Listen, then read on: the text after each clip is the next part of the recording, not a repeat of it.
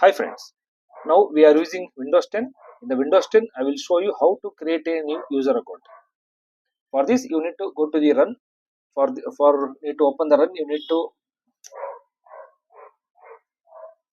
Hi friends, now we are using Windows 10.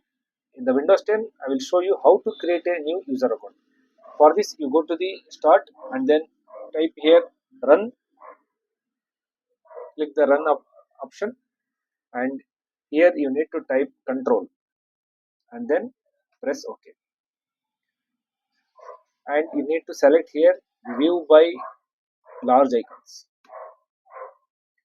In most of the laptops, default it will show like this: view by category.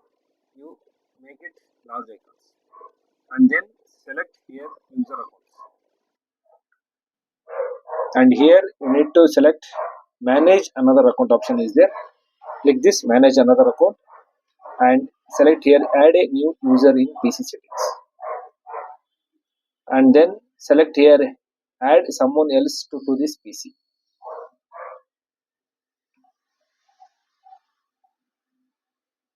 Here you need to select I don't have this person's sign in information. Click this.